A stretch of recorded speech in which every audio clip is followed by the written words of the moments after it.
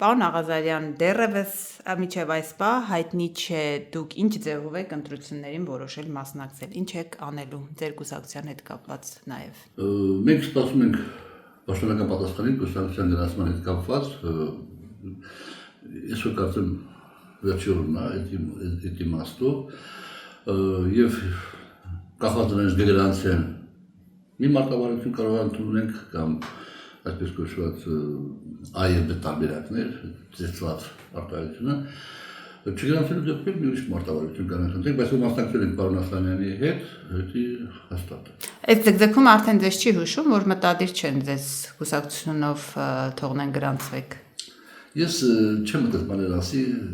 մենք ասենք այնպես վտանգ ենք ներկայացնում պարոն Ասլանյանի իշխանությունների համար, որ ասենք դեպի քայլերի գնան կամ մեզ պատժեն մեր պահվածքի, բայց բաներ չեմ ասում։ Վտանգ չեք, բայց դուք այն եզակի падգամավորներից եք, որ դեմ դուրս եկաք Նիկոլ Փաշինյանին, դա բավարար չի։ Դե ինչ է կարծում հնարավորություն չենք ունենա մենք այս տեսակետները պարոն Ասլանյանին այլ ֆորմատներով էլի ներկայացնել ժողովրդին։ Մենք այդ հնարավորությունը կունենանք, եթե չգրանցնենք։ Այս շրջանում տարբեր կուսակցություններ խոսում են կոալիցիոն, ոչ թե կոալիցիոն, այլ միավորման մասին, ընդհանուր ուժերով մասնակցության։ Դուք տեսնում եք առկա ուժերից որևէ մեկին, որի հետ կարող եք ճանապարհ գնալ, մասնակցել ընտրություններին։ Այն ուժերը, որոնք այսօր շրջանառվում են, ասեն, որպես բևեռներ ձևավորված, ասեն Գավիկ Ծառուկյան, Հայաստան Դաշինք, Լևոն Տեր-Պետրոսյան, Արման Թաթոյան, այս ինչ-որ մեկին մոռացա թողերով ունեն, ոչ, իրանց հետ չեն գտնում, ոչ թե պատճառով, որ ասենք, իրանք շատ խնդրում աղաչում են մեզ, որ մենք միանանք իրանց, մի մասը դրանցից չեն ուզի, որ մենք միանանք իրանց, մի մասը մենք չենք ուզի միանանք, և հետևաբար ոչ, բայց մենք կողմնակից ենք ընդդիմության համախմբման։ Լայն կոնսոլիդացիա։ Լայն կոնսոլիդացիա, բայց ոչ մեկ միասնական առումով, այլ մի քանի բևեռներ, դաշինքներ այսինքն։ Մի քանի դաշինքներ լինեն, եւ այդ մի քանի դաշինքները նախընտրական համաձայնության գան կոնկրետ նպատակի շուրջ եւ գնան ընտրությունների։ Մենք դրա կողմնակիցն ենք։ Այլ ճանապարհ մեր խորին համոզմամբ դատապարտված է։ Նիկոլ Փաշինյանը գաղթի։ Տեսեք, Գագիկ Ծառուկյանին հիշեցի, Գագիկ Ծառուկյանն ասում է ԲՀԿ-ով կմասնակցեն, բայց Նոյան տապան եմ կառուցելու եւ առաջարկում է քաղաքական հասարակական ուժերին իրեն միանալ։ Գուցե տարբերակը դիտարկեք։ Ես նորից եմ ասում, որ Գագիկ Ծառուկյանը չի ուզի, որ պարոն Ասլանյանը եւ ես կանգնենք իր կողքին։ Ես չեմ ասում մենք կուզենք թե չենք ուզի տվյալ դեպքում։ Եթե Ռոբերտ Քոչարյանի դեպքում կարող ասեմ, որ մենք չենք ուզում, այս դեպքում չեմ ասի մենք կուզենք թե չենք ուզի, բայց կարծեմ, որ ես կարծում որ ինքը չի ուզի, որ մենք կանգնենք իր կողքին։ Ասացիք, որ Նիկոլ Փաշինյանը շանսեր ունի հակառակ պարագայում։ Եվ նաև գիտեք ինչ կա, անկախ ամեն ինչից, էլի, անկախ ամեն ինչից։ Եվ պարոն Ասլանյանը ես անես ճանապարհ ենք անցել, որ մեր համար դժվար է դառնալ ինչ-որ մեկի պատգամավորը։ Շատ դժվար է։ Էլի լինելու եք ամեն դեպքում թիմի մեջ անկախ։ Եվ հետևաբար իրենք չեն ուզում։ Ասացիք Նիկոլ Փաշինյանը շանսեր ունի այդ պարագայում ընտրվելու։ Այդ շանսերը կամ այդ հիմքերը որտեղ են, այսինքն ինչու եք կարծում, որ Փաշինյանը իսկապես կարող է, եթե ուժերը անջատ մասնակցեն, կարող է հաղթել, այսինքն հանրության զգալի հատվածի աջակցությունը ունի Փաշինյանը կամ լավ մի մասի։ Դե եթե ասենք լինի քվեարկություն, քաղաքացիական պայմանագրի կուսակցություն գավակի շատ ձայներ է։ Բայց արդար շատ թափանցիկ ընտրությունների արդյունքում ինքը հաստատ 50%-ը չի հաղթահարի այն քաղաքական դասավորությունների կոնտեքստում, որ մենք այսօր ունենք։ Այդ քաղաքական դասավորությունների կոնտեքստում կա մի ուժ, որը շատ բան խառնում է։ Դա մեծ ձևով շարժումն է, որը ահագին արդեն բանոնի հեղինակությունների ժողովրդի շրջանակներում ոչ ռուսերեն ասում են բառը որ լավ ստացի միտքը դալիկո ոչ այնքան որ հերիքի որ իրանք միան հաղթեն բոլորին եւ այո իշխանություն այդքան չէ բայց ունեն որոշակի հեղինակություն եւ եթե իրանք մնան միջև ընտրությունների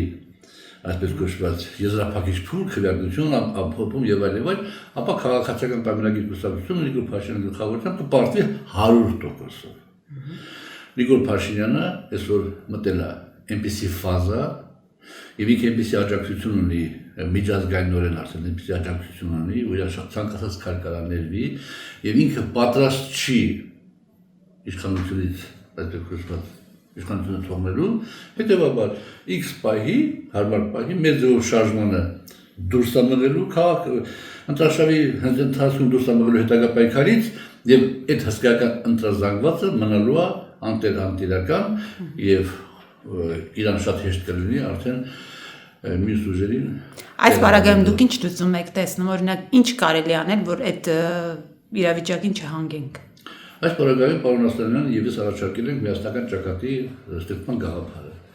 Ճակատ, որտեղ ներգրաված են բոլոր այսպես կոչված դաշինքները, իրենց ցուցակներով։ Դուք մեկ ճակատի մասն եք խոսում, թե 1-2 խոշոր ճակատների, այսպես ասած։ Ճակատը մի հասկացողություն է, բառերը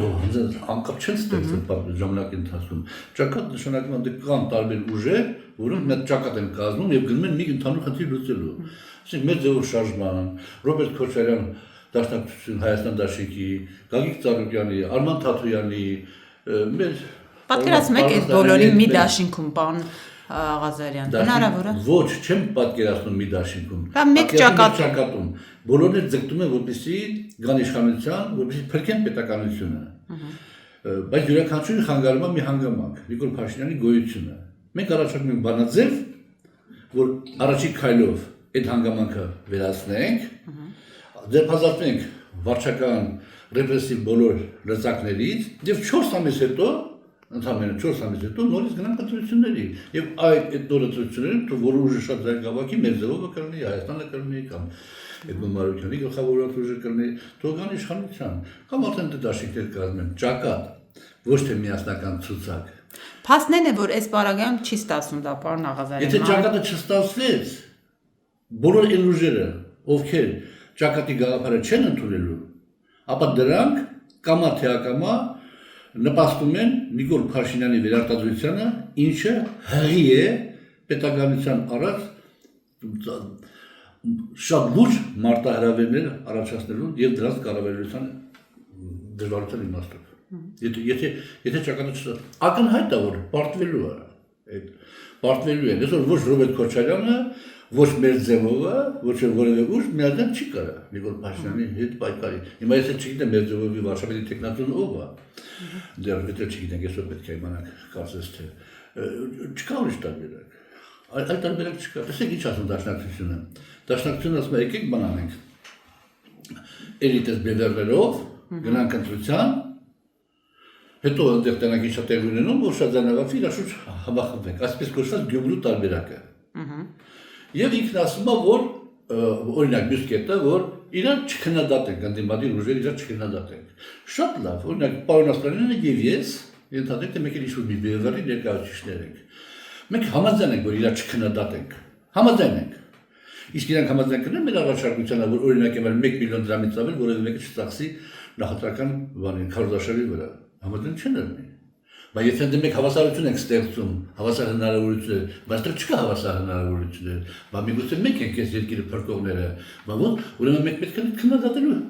իրավունք ունենանք, որպեսզի ժողովրդի ներկայանանք։ Հետևաբար, ըստեղ այս միասնությունը, այսպես կոչված դաշնակցության առաջարկած միասնությունը լինում է բան մակերեսային, ոչ բովանդակային, եւ ժողովուրդը դրա ռեակցիա չի տա։ Դաշնակցության մեկ ձայնը, մեր ձևովի մեկ ձայնը 2, Գագիկ Ծառուկյանի մեկ ձայնը 3 եւ Արման Թաթոյանի մեկ ձայնը 4, որ գումարի գիրը 4 արնելու, չի լինելու 5, չի լինելու 6, այսինքն էֆեկտ չի տալու։ Իսկ այդ թվաբանության մեջ արդեն բարձր փոշիացում եւ այլ իր բոլոր բացական հետևանքները։ Այսինքն ձեր կարծիքով այս պահի դրությամբ, եթե այսպեսի հարաբերության մասնակցեն ընտրություններին, Փաշինյանը հաղթում է։ Եթե հաջորդ կիրակի, այս կիրակի լինի ընտրություններ, Փաշինյանը հաղթում է։ Եթե սա շարունակվի մնալ այս բանաձևում, այս իրավիճակը որ կա մինչև քարոզարշավ եւ ընտրություններ, Փաշինյանը հաղթում է։ Մեր առաջարկությունը այնքան ճկուն է, որ ինքը կարող նաեւ կյանքի կոչվել քարոզարշավի նույնիսկ կեսին։ Կեսից եթե քաղաքական այդ բևեռները դաշինքները հասկանան որ բոլոր դեպքերում ճիշտ է այդ բանաձևն է, նորից արդյունք կլինի, որովհետև երբ որ ժողովուրդը կամ քաղաքացին, որ անտարբեր է, Ռոբերտն էլ մեկ, Նիկոլն էլ մեկ, Սամոնն էլ մեկ, Հովոն էլ մեկ, նստում է տունը, չի հենում, բայց երբ որ տենում է այդ ուժերը, որոնք իրար հետ լիքը հակասություններ ունեն, երբեմն ավելի խորը հակասություններ, քան նացիզմի հակասությունը Նիկոլ Փաշինյանի կամ ՔՊ-ի հետ, միավորվել են, որ Նիկոլ Փաշինյանին քաղաքացիական պայմանագիր կուսակցությանը դուրս բերեն, այսպես կոչված, իշխանական դաշտից, հետո նոր իրար մեջ հարցեր լուծեն։ Այդ քաղաքացին արտարբեր քաղաքացի, կասի ապերից հետ մի ձայնը ստա մեկն ու մեկին։ Նույնիսկ գիտականորեն, տեսականորեն, ավելի լավ է, ավելի ճիշտ է, շարից փորձանքից հեռու, որպեսզի Նիկոլ Փաշինյանը չլինի Հայաստանի Հանրապետության վարչապետ, որովհետև ես այդ պարգևատրումը եղբայրական, Վենս, օգոստոսի 8, երբ որ նայում ես, միշտ խորքում ինչ-որ բան դու նկատում ես։ Ես ինչու պիտի մեր վարչապետը չկարողանա իրան թույլ տա, որ այդ պարգևատրման ժամանակ մի թեթև, մի փոքրիկ խոսք ասի, որ ասի շնորհավորում եմ պարոն Ալիևին, շնորհակալ եմ մրցանակը վաշխողներին, հույս ունեմ, որ այս մրցանակը էլ ավելի կխորացնի մեր խաղաղության գործընթացը, եւ ես հույս ունեմ, որ պարոն Ալիևը այլ մոտեցում կցուցաբերի, օրինակ գերիների հետ կապված, թեթևակի, չի ասում։ Իսկ հաջորդ օրը այդ մարդիկ ծմահ են, ազատազրկման են դատապարտում, հաջորդ օրը այդ ինքը պիտի անի, ինքը չպիտի անի, մտածելու տեղի կա տալիս։ Այդ ինչի ասում 74% Ամերիկային, 26% Հայաստանին, ինչի հետ ես օքեյ եմ ցավանական իմաստով, բայց ասում է, որ կողմերը կարան օտարեն երրորդ ուժի մյուսի համաձայնությամբ։ Ինչի պիտի այդպես լինի, պիտի լինի, որ չեն կարող օտարել, որովհետև հարց առաջանում, ինչի է գրած կարող են օտարել, ակամա մտածում ես արդեն, ում են օտարելու, հեծը ում են տալու, ակամա մտածում ես, հիմա հետևաբար մտածում ես, կա ներքին բաներ, խոսակցություններ, պայմանավորվածություններ, փախստականների վերադարձ, մեկ էլ մյուս, այդ ամեն ինչից բանանելու համար, ավելի լավ չի, Նիկոլ Փաշինյանը գնա հանգստանալու, արդեն այսպես ասած երկու շրջան ղեկավարելա ծանրագույն։ Բայց ինքնակամ կգնա նա։ Ոչ, բայց ես ասացին խոսքում, որ արդեն ինքը պատրաստ չի իշխանությունը զիջելու եւ ամեն ինչ կան եւ անում է, ոչ թե կան էլ անում էլ է։ Մի բան է ասել, ահագին ժամանակը ամեն ինչ անում է, որպեսզի էսի անում չի ելիքում, էսի անում չի ելիքում, էսի անում չի ելիքում, էսի անում չի ելիքում։ Ալիքը գիտի, որ հանգած եթե ընդդիմությունը այլ ձևով հանդես գա, ինքը կարող պատահել չկարողանա։ Դե ես էլ անեմ, ես էլ անեմ, ես էլ անեմ։ Դիսկոտեկ էլ անում։ Դիսկոտեկ անում, ապահովագրությունը, որը շատ ճիշտ գաղափար է, որ արվեց շատ սխալ ձևով, դե մենք մարտին կտենանք արդյունքները արդեն կամ փոփենք մարտին արդյունքները ինչա տեղ ունենում այդ դաշտում, այդ ամեն ինչ անում է, բայց որպես իշխանությունը պահի։ Իհարկե, երևի ինքը մտածում է պահի իշխանությունը, որ իր ազնվագույն գաղափարները կամքի կոչի ժողովրդի համար։ Ճակերտավոր ազնվագույն։ Ճակերտավոր, այո։ Բայց